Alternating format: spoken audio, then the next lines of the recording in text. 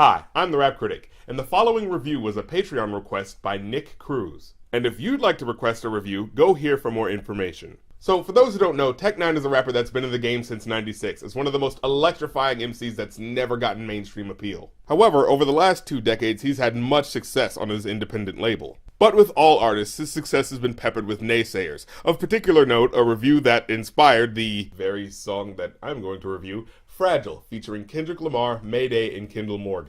Now, being a tech fan myself, I thought, how the hell are you gonna diss N9ne? Like, of all rappers, he's the one I can name that's put a very obvious amount of time and skill into his lyrics. To be clear though, the thing that got under his skin was a critic who said of his concerts, though his delivery can feel redundant and gimmicky, his onstage theatrics with fellow Strange Music rapper Chris Calico made his show dynamic. Now, this was amidst a write-up of a bunch of artist concerts, and this part about him was demonstrably positive, but the idea of any aspect of N9ne's presentation being a gimmick was what got to him, especially since, as he revealed in an interview with Hard Knock TV, he's been plagued by the idea of people thinking of him as being gimmicky. The idea that the effort and showmanship that he puts into his image in his stage show, as well as into his flows and into his music, is meant to make his actual lyricism take a back seat, likening him to something like Kiss or all the stereotypes associated with rock concerts in the 80s. It's all about the spectacle with nothing deeper underneath. And I believe that this was more the straw that broke the camel's back, because like I said, for years, he's been dealing with other people that don't give him props for actually being a dope rapper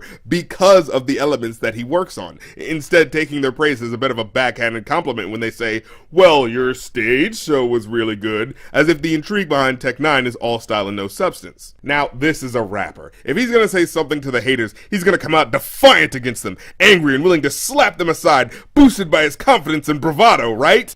Not exactly. Fragile. We're shouting now.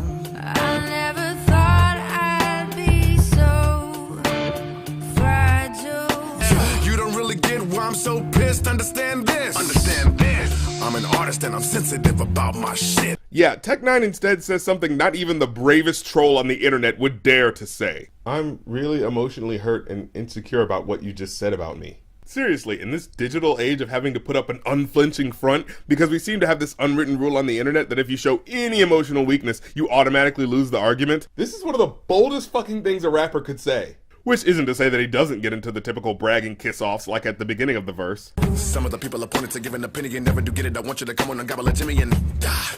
All that verbosity just to tell someone to eat a dick and die. Not the most emotionally mature way to start a verse. But for the first minute and a half of the actual song, it sets up the tone as really somber and despondent. You said you'd never ever break down. Man, this first verse moves a little slower than I thought it did. You said you'd never ever play to crowds. Okay, MAYDAY does a great job on the first verse, but we got a lot of stuff to talk about and not a lot of time to do it in, so let's just move this along. Fortunately, Tech does just that with his signature speedy delivery.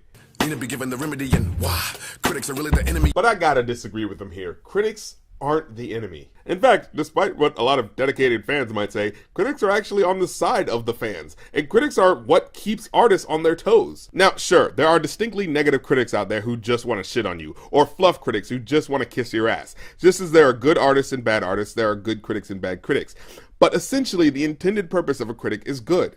Even if it's ultimately subjective, the point of a critic is to let the paying customers out there know what's worthy of their time and money and what isn't. And listening to critics is sometimes what gives us better music. You can't tell me critics didn't play a part in getting Nas from Nostradamus to Stillmatic. You can't tell me critics played absolutely no part in what got us from the immaturity of Encore and Relapse to the lyrical return to form of Recovery and Marshall Mathers LP 2. If everyone just told them that what they were doing was good enough, we would have been robbed of the better music that they eventually gave us. And the thing is, I understand, because you put your heart into something, and you don't want people telling you what you did wasn't good enough, especially someone who puts as much time in it as you clearly do, but hearing our faults is no doubt what makes us better. In fact, there's a line in the chorus that relates the idea of not wanting to hear criticism strictly because you're comfortable with where you are and don't want to be moved. I don't ever wanna change. I'm fragile.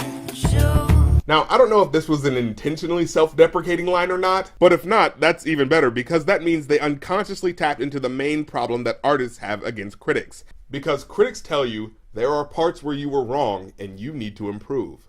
It's the same sinking feeling everyone's felt when turning in a first draft paper at school that you really hope will be your last draft until the teacher points out all the mistakes you made. And that's always going to be a little hard to take in. And hey, I understand, I'm a critic and I get criticized. People criticize me for my sound quality, people criticize me for my camera quality, and while yes, it gets to me, it lets me know that there are things that need to be worked on. And when I look back at my older videos and how they've improved over time, I'm really happy that they did criticize me, because if not, my presentation of videos would still be like that now. And looking back on those videos, yeah, I wouldn't be proud with that. Hell, Tech, your inspirations for being as technically good as you are today are probably standards that were set by rappers you listened to as a kid who wanted to set the bar higher for being an MC, which in and of itself serves as an inherent criticism for their predecessors. Hey, that was cool, but let's add internal rhymes, let's add more wordplay, let's add more experimentation with our flow. That in and of itself is an example of using your critical eye to transform what was once a simpler art form into something bigger and better than what it was before. And that couldn't happen in the first place if you didn't see what you felt were deficiencies with what was happening before. Cause they wrote nothing but lies, quotes stuck in my eyes, amateur writer dissing. He's a beginner in hopes for your demise, folks, some are despised, never do try to listen. Now, that's not to say that he doesn't have any credibility as someone who's had to face critics who dismissed him just based on his image. Hell, the first track on Angelic was about how people were calling him a devil worshiper based on what he looked like, and turning him off without even giving him a chance. But I feel like that attitude towards surface critics who are never going to give you a chance anyway often makes you mistakenly shove other critics into the same category who are actually giving you a chance and want to like your stuff, but may include some assessments of your music that you might not like. Which is especially funny here because the guy who did that write-up, yeah, he is a fan of you, as he said in one of his later articles. So the line about him just being a hater that's preying on Tech9ne's demise doesn't work, because it's not true. But it's an example of how we sometimes automatically equate negative criticism with hatred. And I think it's actually good that he brings this up, because that makes him real here. That relates to the reality of how people sometimes react to negative criticism. And even though he still says all those kiss-off lines about how critics are just haters who should just go away because they supposedly just want to spread negativity, those reactions all stem from the reality that he ends his verse on, which is that he's really hurt by what they said, which is what makes him such a complete, complex, and enjoyable artist. Yes, we get all the lashing out that you associate with the typical fuck the haters raps, but we also get the root from where those attitudes stem from, feeling vulnerable. It's real, I'm mad, clueless when you scribble on your pad. How you gonna criticize with a chisel on your nads, sizzle in your ass? Wait, you're gonna put a chisel on their nads? Like you're gonna stab them? You said it's gonna sizzle their nads, so like what? You're gonna put it on like a hot stove for a few minutes and then stab someone in the balls with a hot chisel? Well, that seems unnecessary. But of course we can't forget about Kendrick, who as always matches the energy of who he's featured with. And since he's featured with Tech9ne of all people, you know it's going to be good.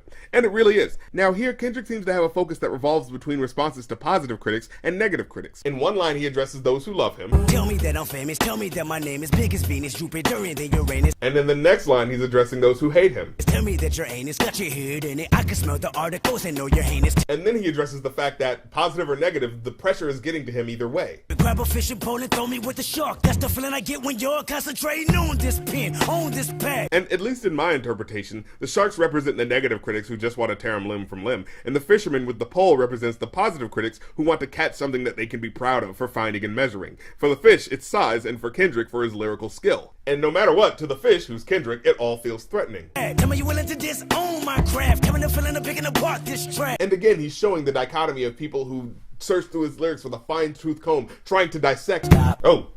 Okay, I guess I was kind of doing it. Well, this video is getting too long anyway. So overall, I give this a 4 out of 5. It's a great little understated piece with a fantastic verse by Kendrick and an essential peek into Tech9ne proving that he can provide raw emotional strength combined with intricate lyrics and pointed delivery. And while I don't agree with all of its ideas, it gives me enough material to understand where he's coming from. Well, I'm the Rap Critic. You don't have to like my gimmicky and redundant catchphrase, but I don't have to like your song. Peace.